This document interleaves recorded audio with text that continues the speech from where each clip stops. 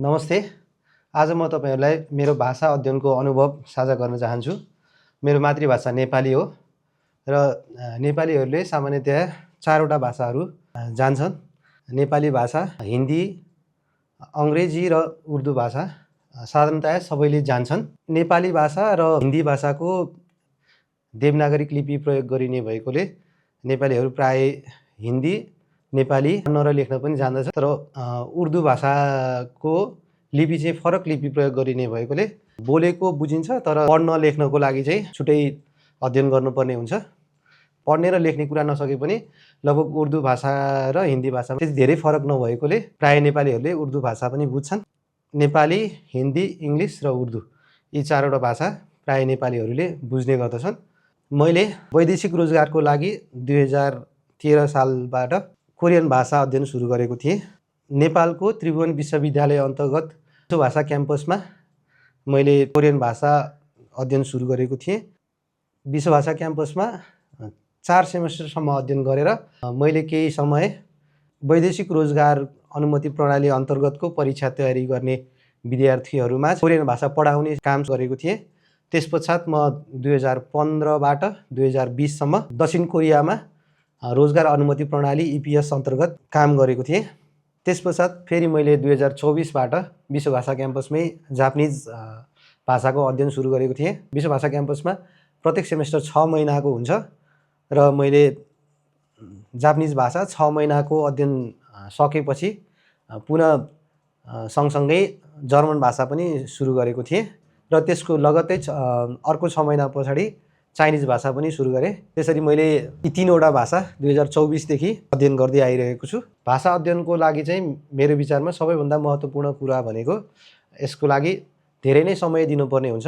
अरू विषयको अध्ययन भन्दा भाषा विषयको अध्ययनको लागि चाहिँ अत्याधिक मात्रामा समय खर्चनु पर्ने हुन्छ र किताब मात्रै पढ्नु भन्दा पनि सुन्ने, बोल्ने, लेख्ने र पढ्ने यी भाषा अध्ययन सम्बन्धी यी 4 वटा सिपको अभ्यास गर्नुपर्ने हुन्छ।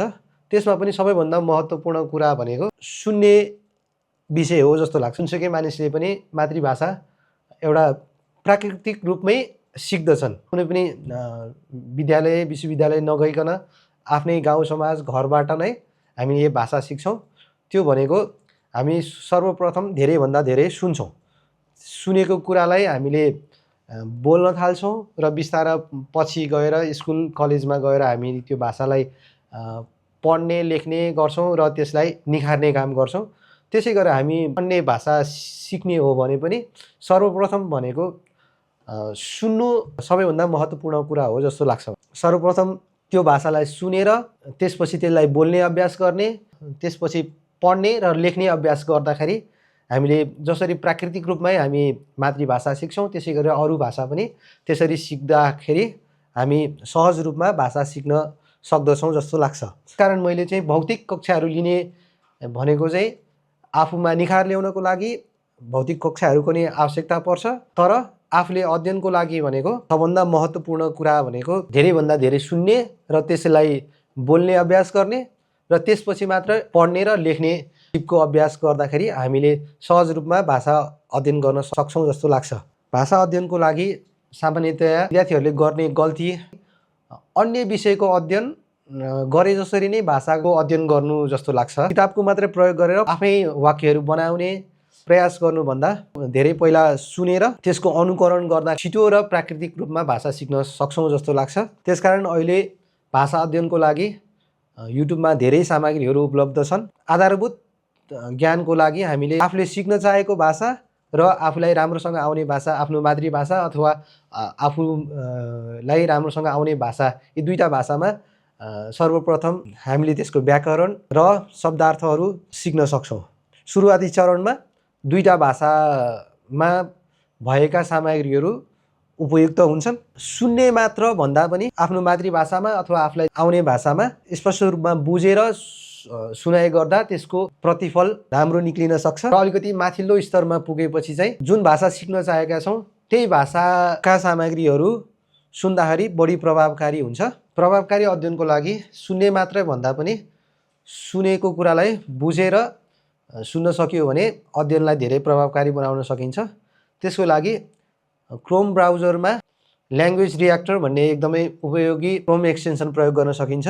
यसको प्रयोगबाट हामीले सबटाइटल भएको भिडियोलाई दुईटा भाषामा त्यसको सबटाइटल हेर्न सक्छौँ। कुनै पनि आफूलाई थाहा नभएको शब्द आयो भने एक क्लिकमा नै त्यसको डिक्सनरी खोल्न सक्छौँ र त्यसमा आफ्नो भाषामा त्यसको व्याख्यासहित र त्यसको उदाहरण वाक्यहरू पनि यसरी हेर्न सक्छौँ। यसको अर्को महत्त्वपूर्ण सुविधा भनेको जुनसुकै भिडियोलाई पनि यसको ट्रान्सक्रिप्टलाई दुईवटा भाषामा पिडिएफको रूपमा डाउनलोड गर्न सकिन्छ र त्यसलाई प्रिन्ट गरेर यसरी आफूलाई नआउने शब्दहरू एक एक गरेर बुझेर पढ्न पनि यो धेरै नै उपयोगी सुविधा छ। यसरी मैले विगत 2 वर्षदेखि विश्व भाषा क्याम्पसमा जापानिज, जर्मन र चाइनिज भाषा अध्ययन गर्दैछु र जर्मनको लागि गोथे इन्स्टिच्युट काठमाडौँमा पनि अध्ययन गर्दै आएको छु। अब केही समयमा म वैदेशिक रोजगारको लागि जापानमा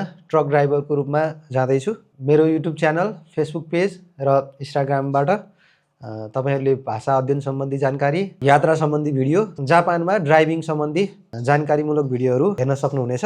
र भाषा अध्ययनमा रुचि भएका कारणले मैले यी भिडियोलाई विभिन्न मलाई जानकारी भएको भाषा र मैले भविष्यमा सिक्न चाहेको भाषाहरूमा एआई को प्रयोग गरेर डब गरेको छु। यो भिडियो कस्तो लाग्यो हेरेर सल्लाह सुझाव प्रतिक्रिया दिनुहोला र आउने भिडियोहरूको लागि हामीसँग जोडिनुहोला। धन्यवाद।